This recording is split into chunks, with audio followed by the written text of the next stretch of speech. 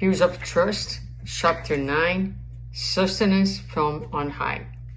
On earth, each incarnate heart receives blessings from redeeming trials for personal growth. Found present in this realm, they are watched over by elevated hearts, whom the Most High has entrusted for your protection, your support, and as a sources of continuous love for the success of your ventures. Each spirit chooses what is best for it by attracting to itself a spiritual company with which it is compatible. The spirit thereby harnesses within its surroundings either an atmosphere of peace or intoxication according to what it cultivates in its heart.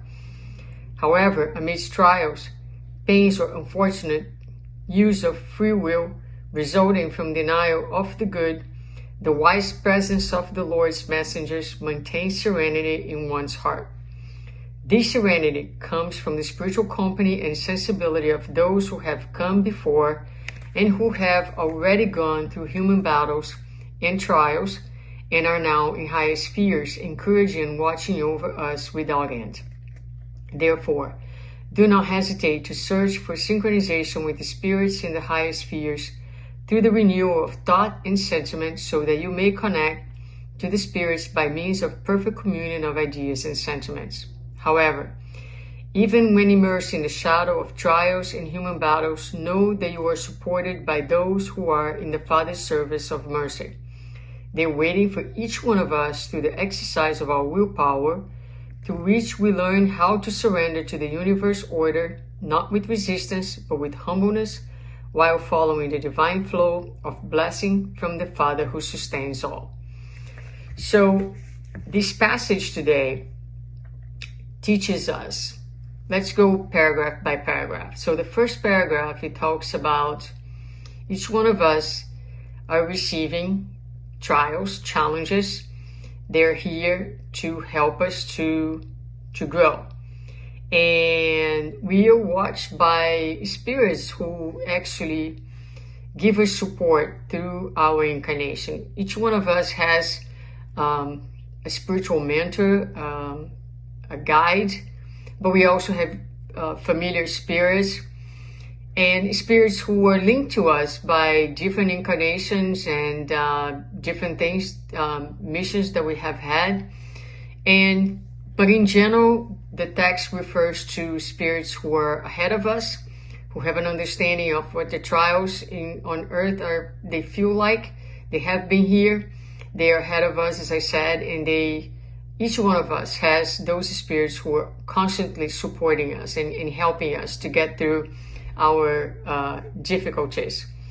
So we choose our spiritual companies. We are in the environment that we create with our own thoughts and hearts and feelings. But maybe even when we are lost and we are in the middle of trouble, those spirits are present and they are trying to connect with us. So what the text is inviting us to do is to search to connect with them. A lot of times, and for some of us, the idea of praying for God seems a little bit too distant, but these are spirits who are readily available to us. So we need to, it would be good for us to actually tap into this resource that is available to us, this spiritual resource, remembering that we have spirits who are cheering for us, for our success. They're there. They are like following us. They're rejoicing with our, with the things that we learn, with our achievements, and they will always be close to us, bring inspiration, intuitions, good advices, but we have to kind of open ourselves to it mentally, emotionally, spiritually. Very much like we open the window so that the sun can come through. We need to do that mentally so that, and seek them through prayer, through good works, through elevating our vibratory state so we can connect with them.